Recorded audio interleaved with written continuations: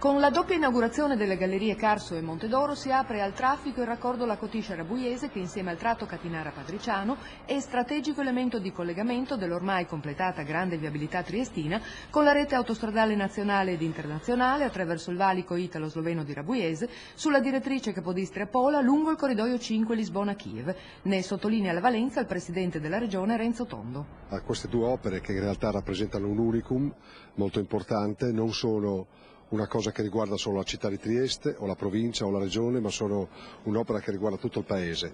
e credo che vada messa in connessione con le altre che andremo a fare. Io prendo sulle mie spalle la responsabilità della terza corsia della 4, l'augurio che mi faccio da solo è di riuscire a fare in modo, anche se un po' più difficile, di rispettare i tempi come è riuscito a fare la Comune di Trieste e il Sindaco di Piazza, che ha rispettato tempi, risorse e programmi per realizzare questa importante opera. Estremamente significativi dunque i vantaggi in termini di tempo di percorrenza sia per quanto riguarda il traffico veicolare che per quello legato al trasporto merci, con un alleggerimento soprattutto di mezzi pesanti al bivio ad Acche e all'incrocio di Aquiligna. Dalla 4 infatti, verso la zona industriale di Trieste, il porto e il confine sloveno, non si dovrà più deviare sulla vecchia statale 202 ma utilizzare le nuove corsie. E le gallerie, opere simbolo del completamento dell'infrastruttura, sono state lo scenario della cerimonia di inaugurazione, alla quale hanno partecipato tra gli altri i sottosegretari Castelli e Menia, il presidente del Friuli Venezia Giulia Tondo, della provincia di Trieste Bassa Poropat, i sindaci di Trieste, Mugge, San Dorligo, di Piazza, Nesladek e Premolin, i vertici dell'ANAS con il presidente Ciucci.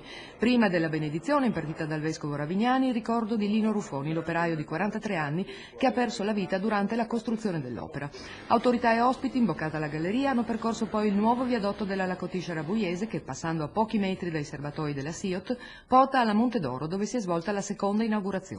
Negli interventi ancora una volta si sottolinea l'importanza e l'attesa di questa infrastruttura e il sottosegretario Roberto Castelli ricorda come una delle linee scelte dal governo per contrastare la crisi sia proprio quella di far ripartire i cantieri delle grandi opere pubbliche, percorso questo condiviso dal presidente Tondo. La scelta di tutti i governi del pianeta in un momento come questo, dal nuovo presidente degli Stati Uniti al governo italiano, ieri ne parlavamo con la Merkel,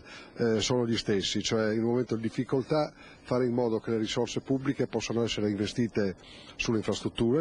utili per lo sviluppo e soprattutto che possano essere investite in maniera cantierabile, cioè che si possano aprire quei cantieri su cui si può impegnare le risorse. In Friuli Venezia Giulia credo più che altrove perché abbiamo dimostrato e hanno dimostrato le varie amministrazioni che sappiamo spendere le risorse, sappiamo spenderle bene e soprattutto rispettando i tempi. E ripeto, come dicevo prima, è l'auspicio che assumo sulle mie spalle nel momento in cui si parte anche con la terza corsia della 4, con la Sequagemona, con tutta una serie di opere pubbliche che sono previste nel prossimo anno. Poi traffico aperto a tutti e a vigilare sulla sicurezza di gallerie e viadotti i sensori laser e i monitor collegati con il nuovo centro operativo che ANAS ha voluto a Padriciano.